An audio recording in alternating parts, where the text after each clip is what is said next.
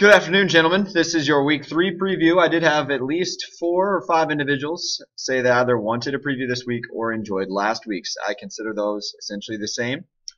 Here's your preview for this week. The first thing I would like to do is just make a few brief announcements. The divisions, just to reiterate, there are no divisions. We are the Ballers division, which is why the East and West are gone. There is no peanut butter and no jelly. Something else just to remind you that we play to win the game. Okay, don't be tanking matchups. Don't be benching players. Try to play a kicker and a defense, Chris Hahn, if at all possible. Some other reminders that tiebreakers at the end of the year. This comes into play. It has come into play both years that we've had this league. The last playoff position, actually 2 last year, were decided by total points 4, and that is still the same. So while you do want to win, you also want to score points. And this last one is for those of you who stay up at night crying because your teams are not meeting expectations. I just have some solutions for you. Down in the dumps, crying yourself to sleep, find help. Is your season going in the right direction? Here are some suggestions for you. You could consider trading. Consider the waiver wire. You have your free agent auction budget to spend. Spend it wisely. Solution for you also, just give up. Okay? When in doubt, you can pay somebody money to run your team next year. Not naming names, but Mark kind of did that. Okay? These are options for you so you don't get too down on yourself. Let me pause for a moment while the announcements run. Thank you for paying your taxes. Apologize for the interruption there.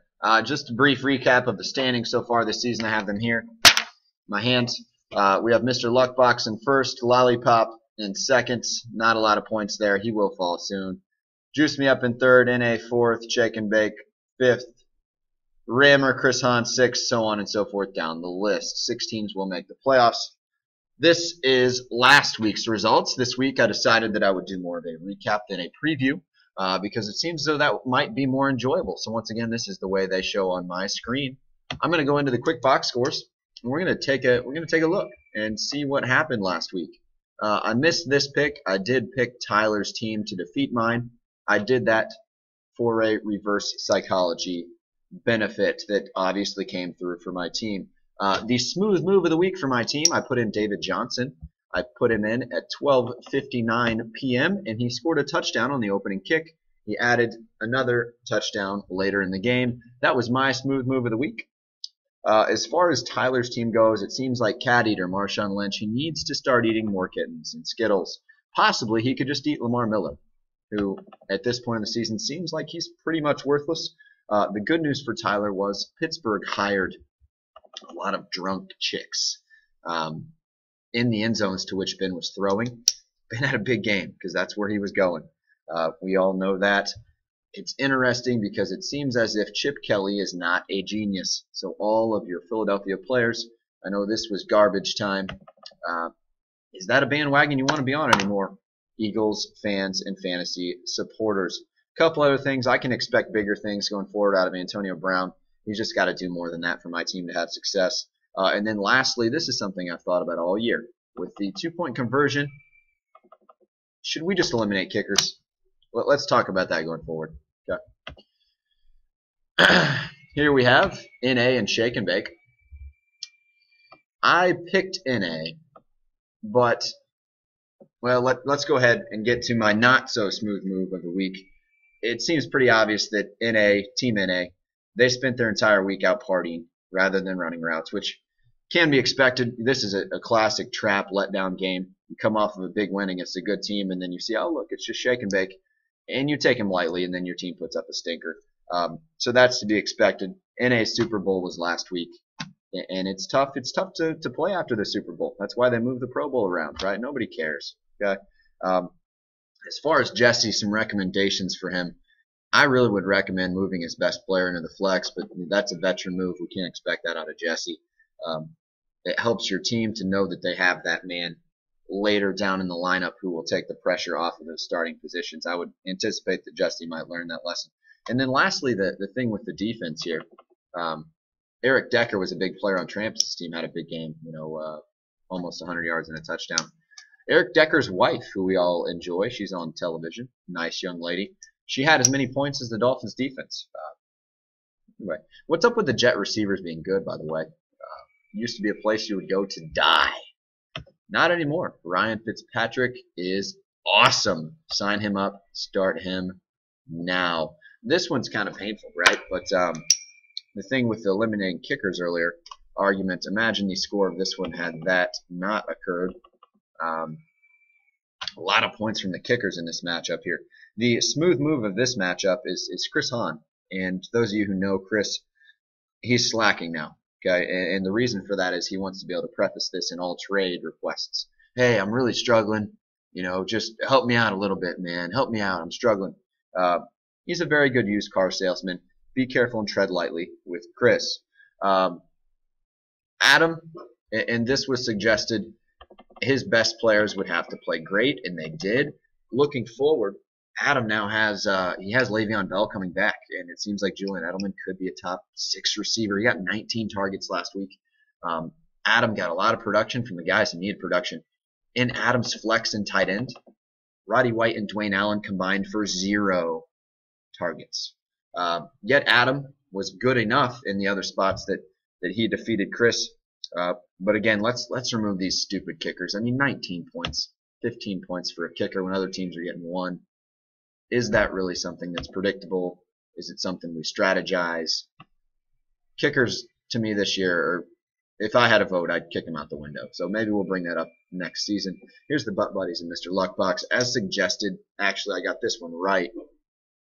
I really like the players who are pretty consistent on Adam's roster. This is on the back. I actually took notes today, guys. As far as the smooth move of the week, and I hinted at this last week, Adam finds a way to get guys a little bit before they play well. And Adam's very plugged into the Colts organization. I believe he had something to do with Moncrief's amount of targets. But, I mean, you know, great pickup, great ad, 20 points in the flex. Again, playing a strong player in the flex helps your team's mentality. You know, when Randall Cobb's out there knowing I don't have to go off, I got Dante. Right? Dante's balling in the flex. I'm a little worried about Danny's team. Obviously he probably is as well. Danny and Ryan are good managers. They dug themselves from out of the hole kind of a bit next year, made some good pickups. They don't typically like to trade, so I'd look for them to try to find some moves on the waiver wire. But honestly, this no kickers thing, here we go again. I mean, who cares? 8-7, not a difference maker. Next up, we have Team Living. And again, since this is on a public forum, I try to limit the profanity. Versus 50 Shades of Clay.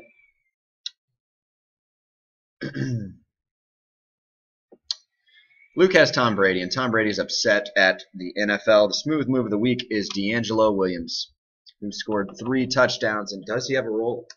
We will find out. And also, that trade for Tom Brady is another smooth move for Luke.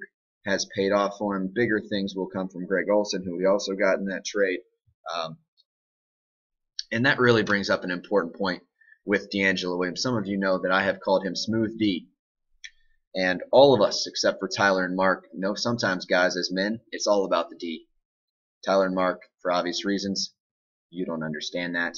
We don't expect you to. Eli Manning has more rushing yards than DeMarco Murray this season. For Luke, that could be problematic. I believe DeMarco has 11 rushing yards. What is going on in Philadelphia? Chip Kelly is not a genius. Gray this year is so decimated by injuries. And in the past, you know, he didn't even draft a lot of these guys. And the guys he's drafting are getting hurt. The guys he's picking up are getting hurt.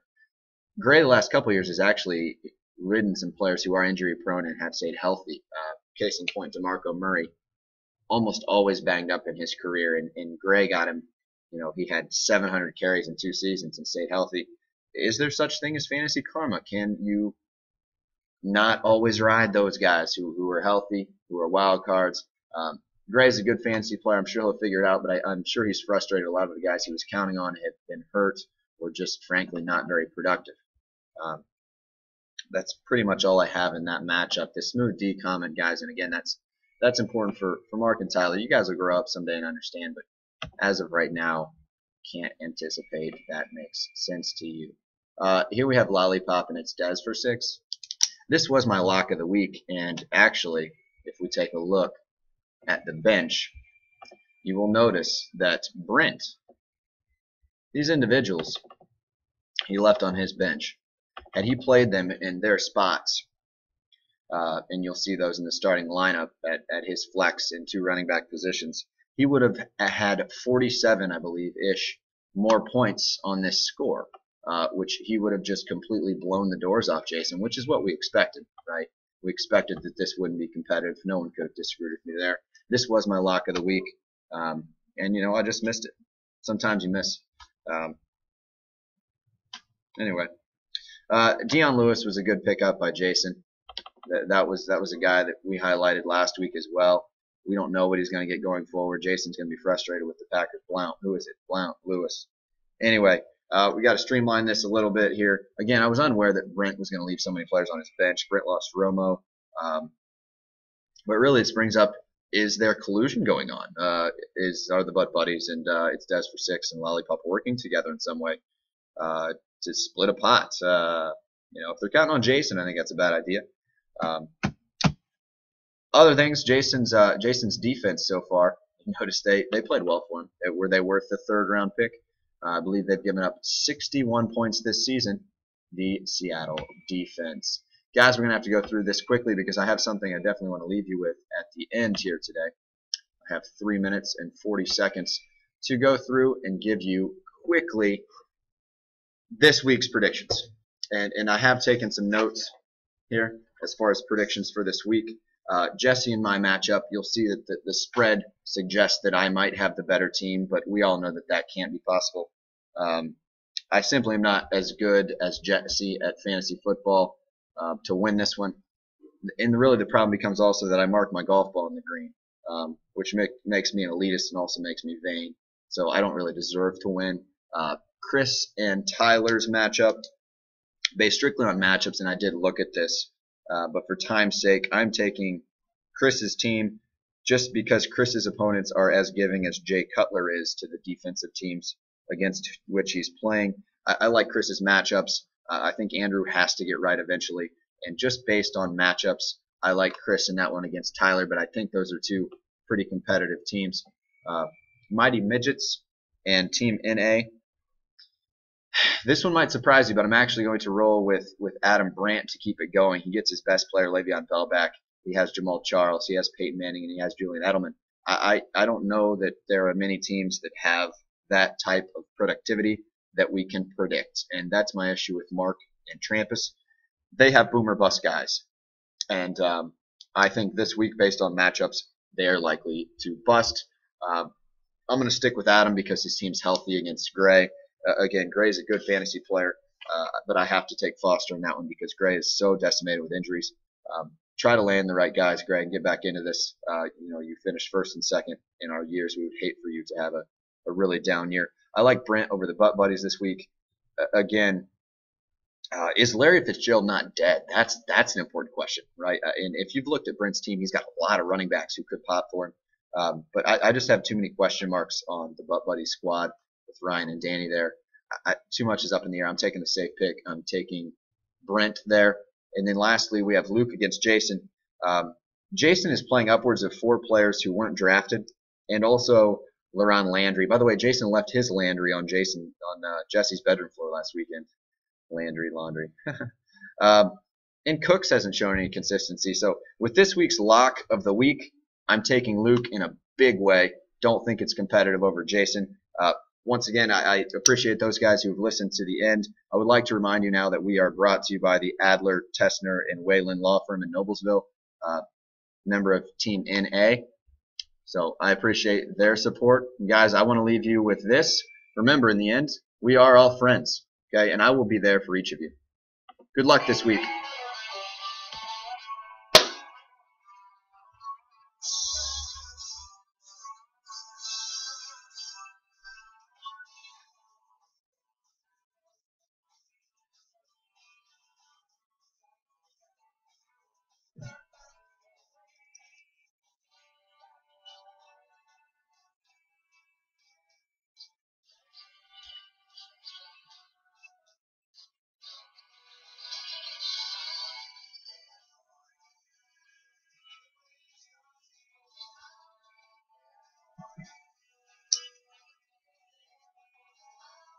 Good luck this week, gentlemen.